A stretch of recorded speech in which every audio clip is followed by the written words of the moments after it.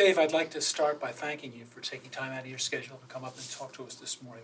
We really do appreciate it. Well, thank you for inviting me. It's an honor to be part of this series, and I hope I can contribute to it.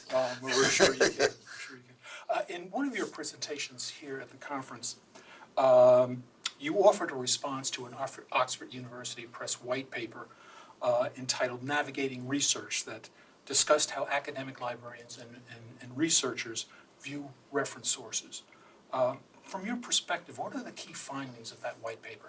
Well, that's a significant paper, and it actually has two parts. They did a survey of librarians, which was sort of voluntary, and got 150, 200 responses. I was one of the responders.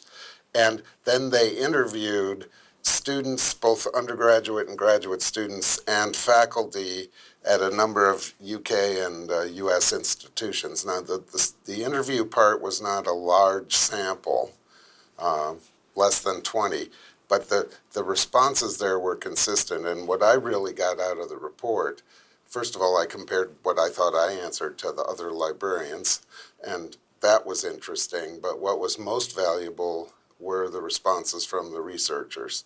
Their quotes that they included really illustrate how people think about research, and throughout the entire report, not one of the people they interviewed ever used the word reference. So that's a term that is no It's longer a term that seems to be not in the vocabulary, including the faculty. Did they just use the term research? Is that the Research, yes. Okay. Okay. What were your reactions to the report, and are its findings? I know you guys do some usage statistics at Fresno State. Are the findings in the report supported by your usage statistics?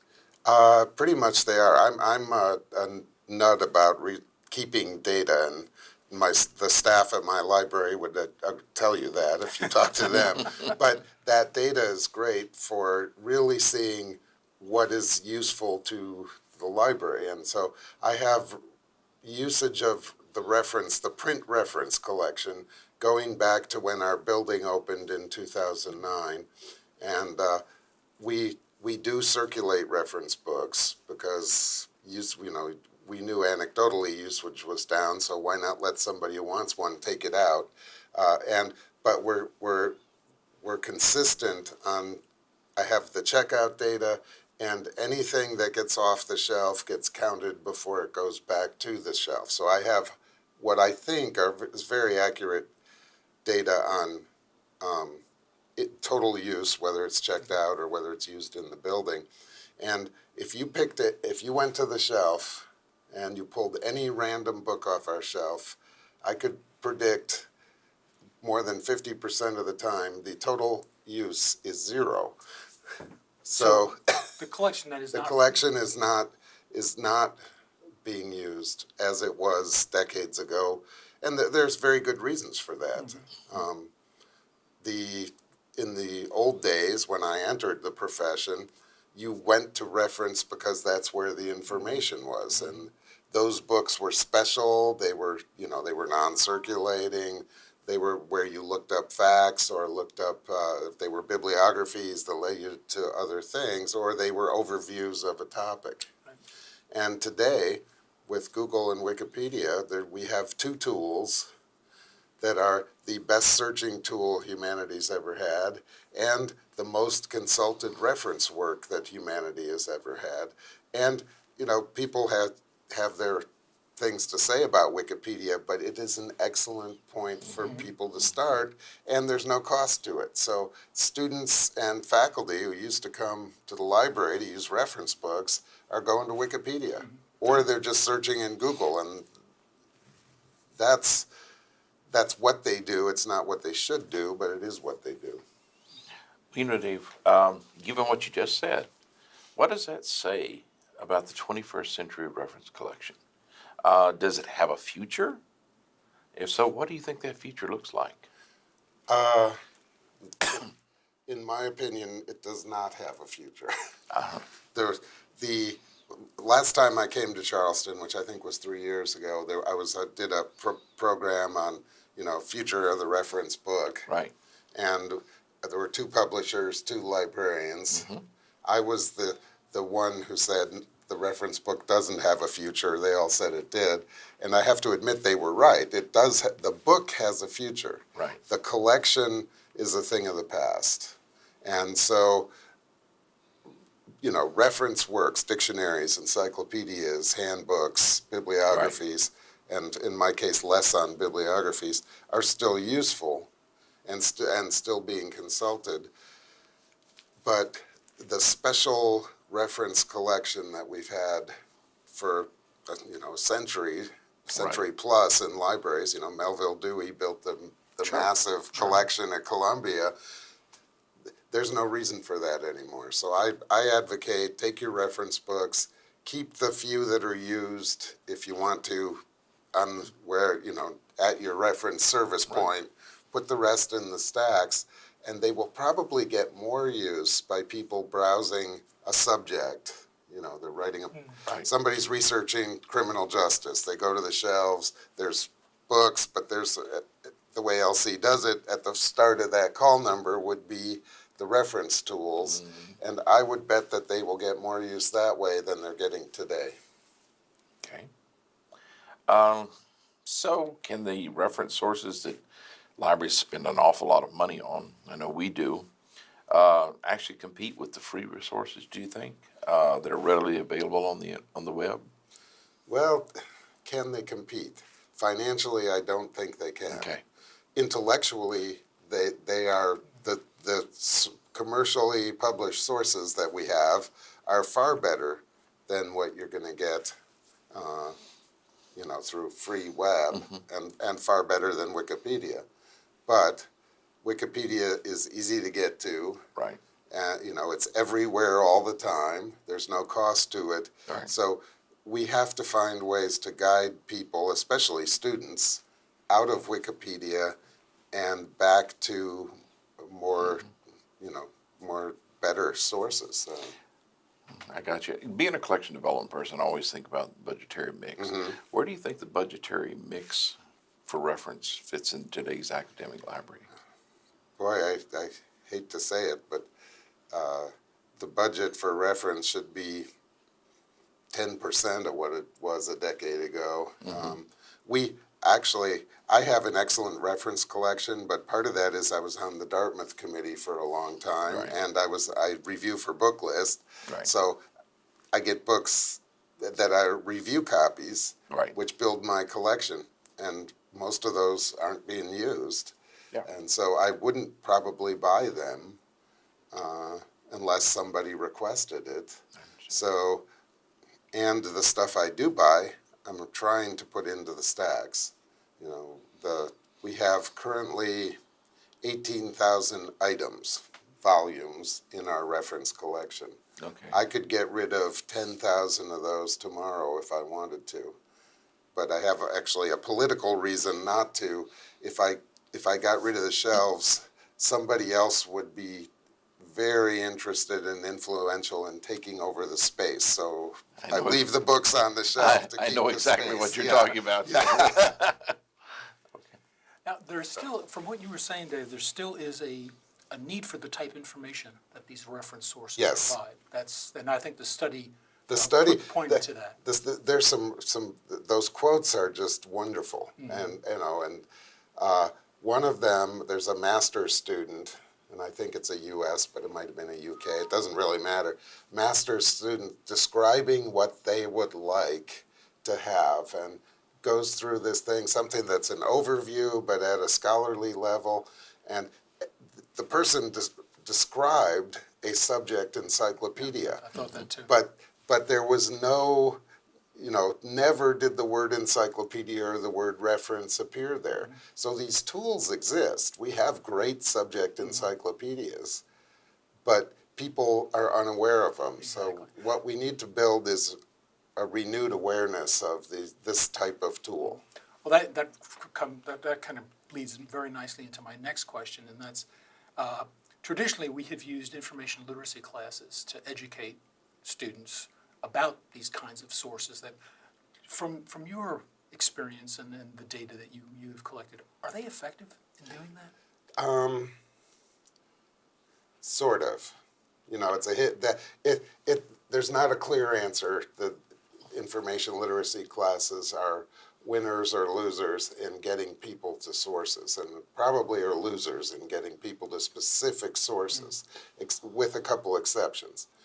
What we use information literacy classes for, primarily, you know, at the beginning level is where most of them are taught, is to really get them thinking about the critical thinking skills, so that when they're looking for things, they can understand what they're finding. Right, and developing research Right. strategies and those kinds of things. But what does work and will generate use of reference sources, whether it's online or print, is if you develop a guide for a class, a lib guide, or whatever your equivalent is, students go to that first because they know that's where the information is that's going to help them with the class. So if you can link to reference sources from there, you know, hopefully online so they don't have to come in, but if not, in print.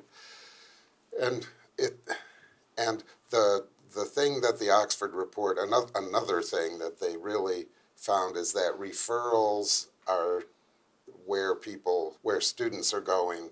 So if a faculty says, use this, that's what they use. Or if they would ask one of us, I suppose, and we said, use that, that's what they would use. So rather than finding on their own, they're doing the referrals. And I have a great example of that. You know, with my usage data, I play with it all the time. And I did the top 50, which was actually 51 because there was a tie for 50th place.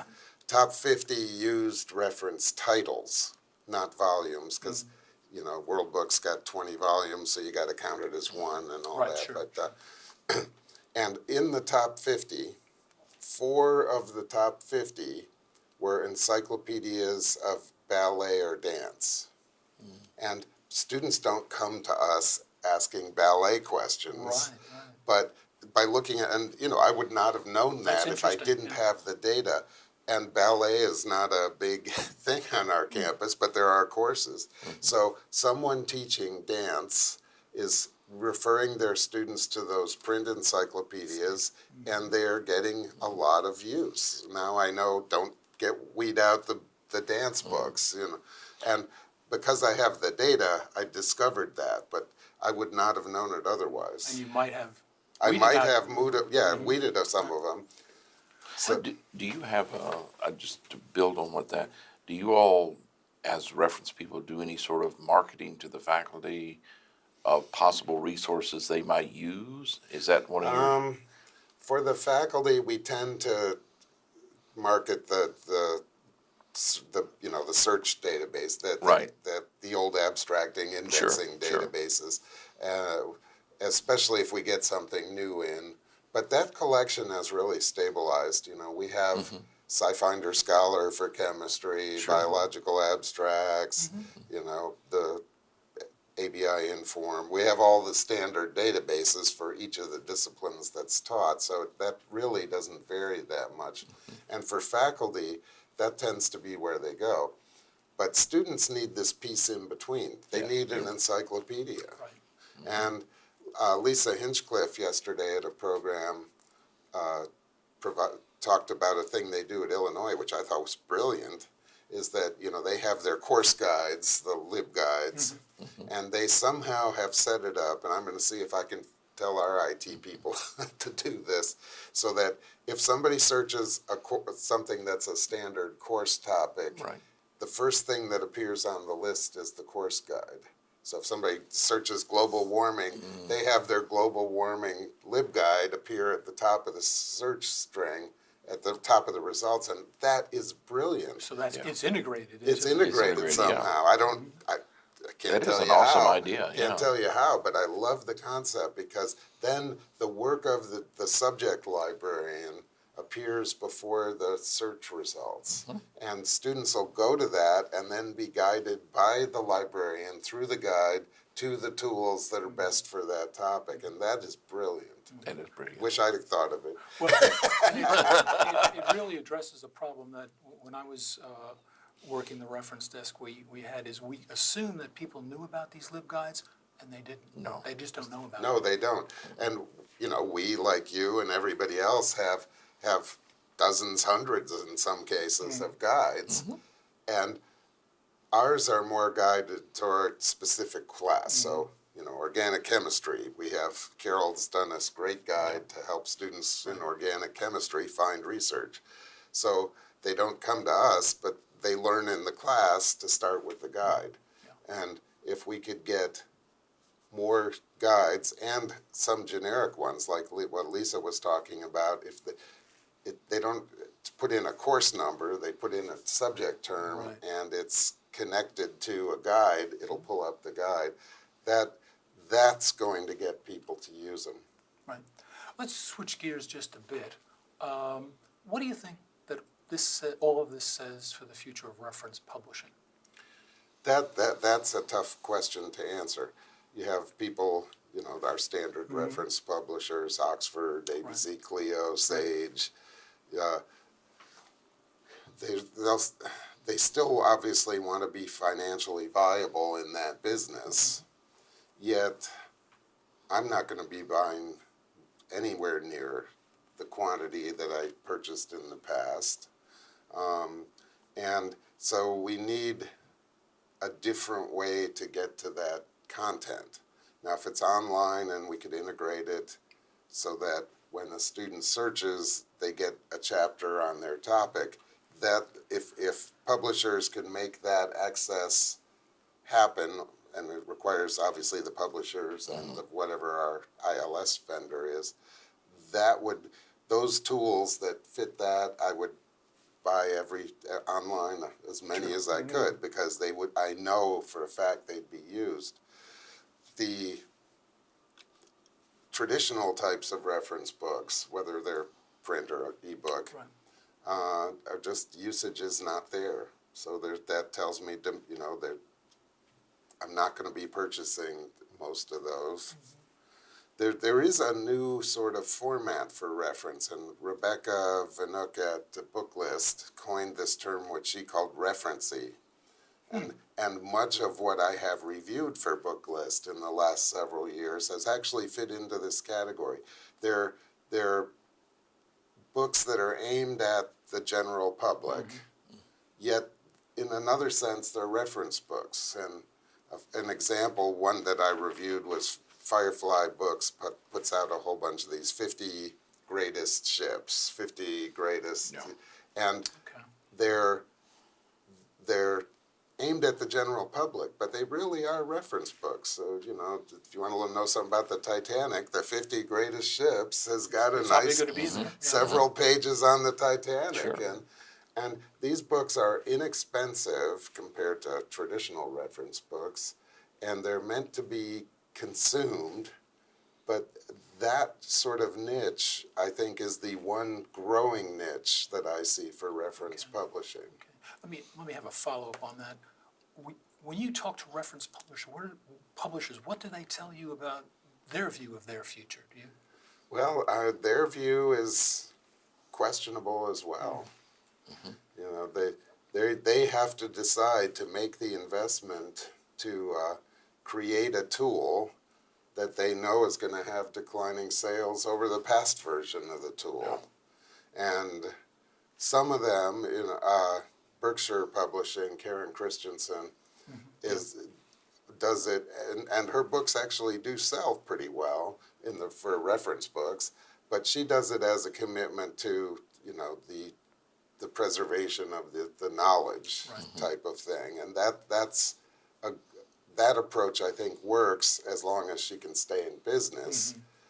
Big places like Oxford have sort of established their niche, or in that case, dominance perhaps, of the reference publishing. So you have the Oxford Classical Dictionary, and all of those are such standard tools that they are getting from faculty the referrals that are driving some use. But if I was a new startup business, I would not choose reference publishing as my business. Have you been able to identify any strategies you see them using? You said the referency.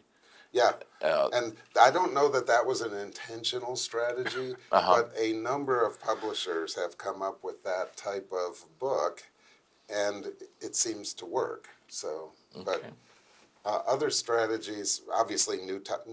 If you can do the first encyclopedia of some new subject, True. you know, and I don't know what today's new subject is. Fake news is an obvious one. You know, the you know, whatever encyclopedia of fake news, we'll all buy it. But that's a gamble because probably all your competitors are creating the same book thing. at the same time.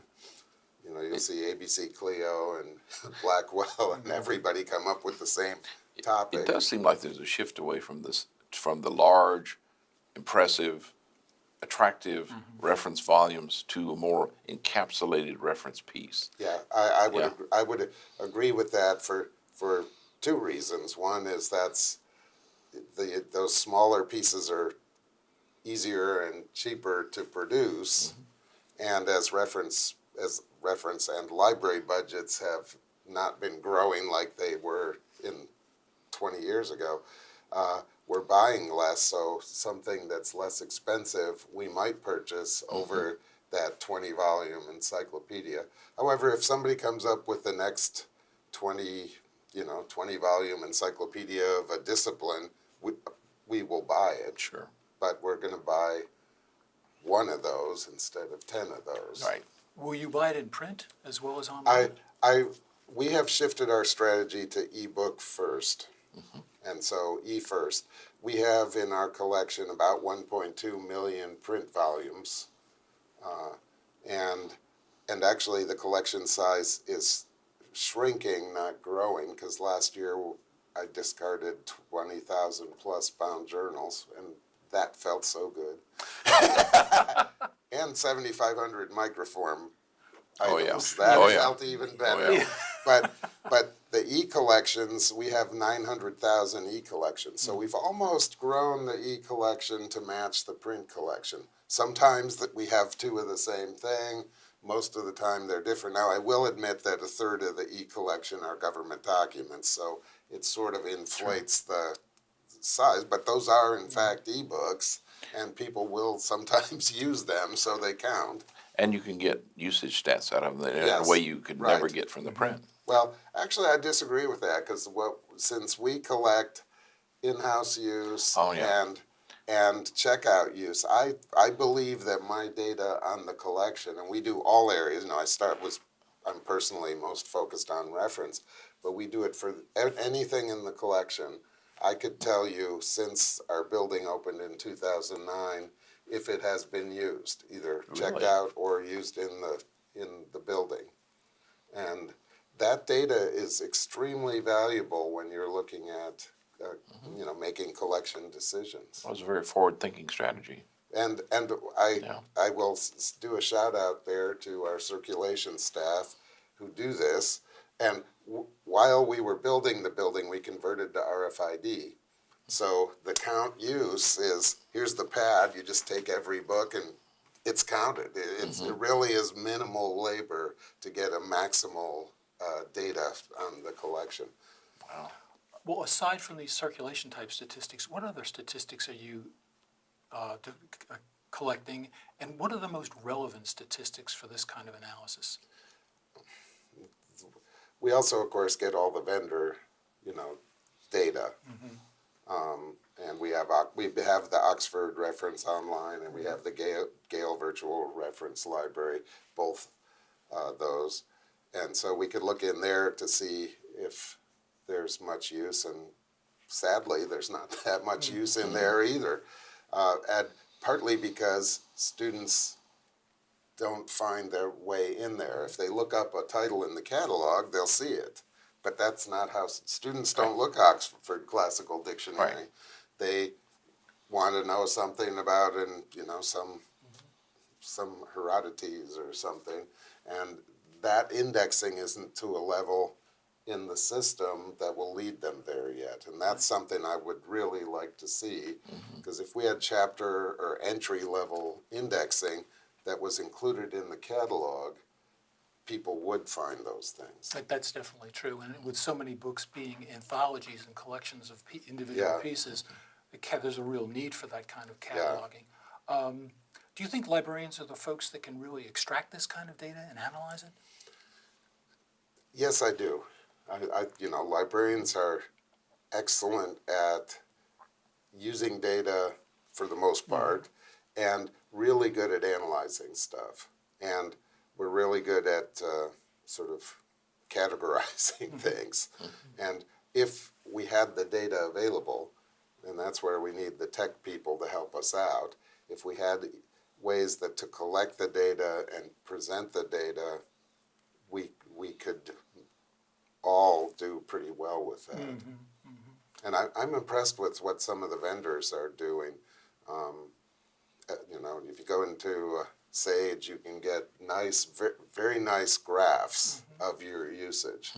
And those might not tell you anything surprising, but they're great when you're going to go talk to a department or a college and say, you could show them visually, well, here's this tool. Your usage of this piece is really good. Your usage of this piece isn't. So we're thinking, let's get rid of that and replace it with something else. That's very helpful. So what general advice would you give to librarians who may be just starting this process with their reference, et cetera, on how to interpret this data and how to apply it to their decisions? Well, first of all, collect the data. And yes, there is an effort on the input there. Sure. So, and your print collections, collect the in-house use data. Because if you don't, you're missing perhaps the majority of the use of your collection. And then you have to give it time. If you collect it for 3 months, that's not a large enough period of time to have an accurate representation. Because maybe if you've collected from January to June, there's a class in the fall that uses that tool that isn't taught in the spring, and you're missing it. So you have to have at least a full year, which, some people get discouraged with that, but don't get discouraged. And then the longer you go, I've got 8 years of data. Yeah. I believe my data because it's a long time period. We are good about doing the effort to collect it. And then you need the skills to be able, basically Excel skills, to make something of that data. So what I do with reference, we get it item by item. So I could tell you that volume K of World Book went out more than volume L of World Book, perhaps. I don't know which, but I have it to that level of data. And of course, that's not all that useful, but the use of World Book in print is useful. So you have to collapse things by title, and it requires work, but that work informs you. I would never have known about those 4 ballet encyclopedias and dance encyclopedias if I had not had this data. So that's what you learn from your collection. We have weeded since 2014. That was the peak of the size of our reference collection. It was 39,000 items, which included the old print chem abstracts, and then UC and the print dissertation abstracts. Well, there was 5,000 gone just with those 3.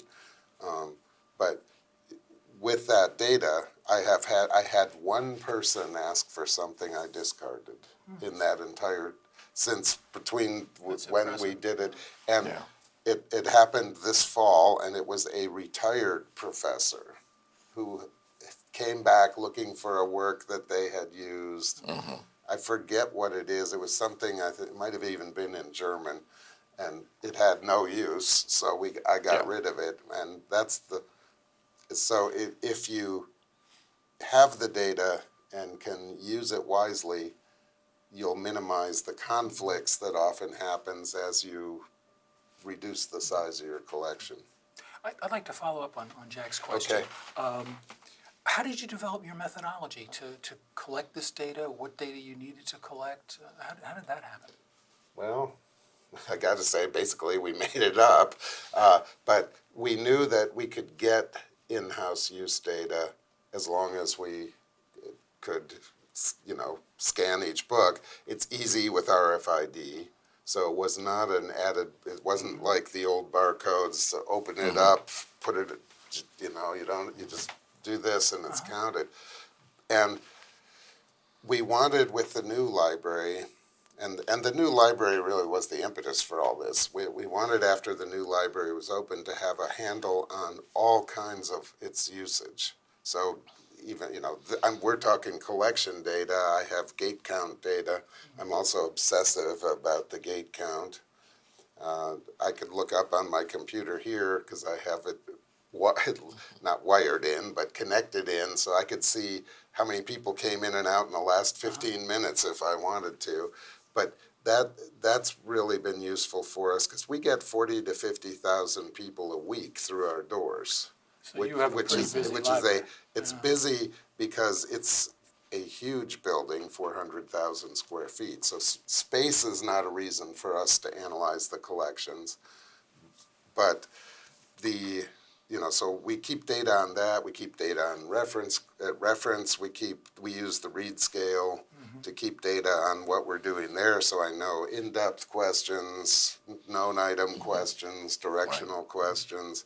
We added our own policies, procedures, or procedures equipment for the printer questions and that type of thing. So I think, have a great handle on what is going on in our library. It sounds like it. It really And does. when you piece all that together, you can make some intelligent decisions. A non-collection decision we made is it became obvious right away we didn't build in enough group study rooms. We had 8 group study rooms, but the demand was way over the roof. So we've since added 7. We call them study pods because they're the portable ones that you can see through and they don't go to the ceiling. Right. But now, even with double the number of rooms, there's still demand that we are not meeting. So, and we've become almost the conference center for campus because the use of our meeting rooms is huge. Just through the roof. People everywhere. People want to do their programs in the library, and we welcome that because a library is all about people. Right. This is a collections conference, but your collection is there to support the people in your community, and if you can think of new or different ways to support the people in the community, you'll probably see your collection use go up because they'll think of the library instead of thinking of Google and Wikipedia. Well, that's an excellent point. Have you written about this methodology at all, and describing how you developed it and what the components No, are? I must say I havened. Well, that might be. I have to say, Yeah, that you might should. be something you should do. Yeah. You should I do. have- And I'd be more than happy to take a look at it for against the grain. It'd be a little self-serving. Yeah, no, I could be happy to put something together for you because That'd be great. I have presented about it a couple of times, See, that and would be including great. yesterday, but I haven't ever written it up as Well, I'm going to hold you to that. okay. Yeah, I would definitely encourage you to do that. Because I really firmly believe the effort you put in at the front end saves you more effort later on at the back end. And if you can get staff to collect the data, and as they say, I'm obsessive about it. I just keep, make sure you count use. And even our students at circulation, I'll just walk by and say, what are you doing? Oh, I'm doing the count use. So, the word gets down to the lowest level. And once you have that culture, then you have the ability to make the decisions. Before we let you go, Dave, Okay. and to make sure that we haven't missed anything, I'd like you to put yourself in Jack and my chair and think about what question would you ask yourself? What question would I ask myself? I would ask, in follow-up, we've been talking about reference collections. I would ask myself, if reference collections are going away and reference book publishing is pretty shaky, what about the future of reference service? Mm-hmm. Well, you've asked the question. And that's where there's a big difference. Reference service will go away when we have systems that are so easy to use and so comprehensive that people can find what they want without any assistance. Yeah. And we are not there yet. Wikipedia is not that tool. Google is not that tool. Right. They're great tools, best tools humanity has ever had for information, but people still need help. And as long as people still need help, it's reference librarians who will be there to help them. Now, the terminology of reference librarian, I stick with it. You know, nobody knew what Google meant till Google appeared. So people say people don't know what reference means. Well, let's teach them what reference means, is my opinion. Yeah.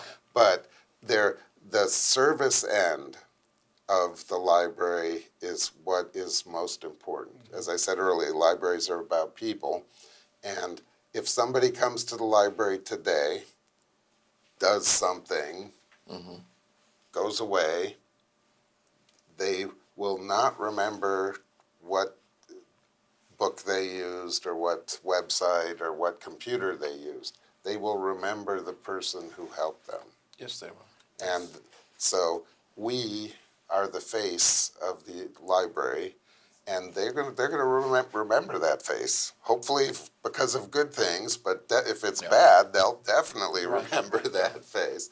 And so the key for library success is good service for the community. I agree. I agree. I couldn't have said it better. Yeah.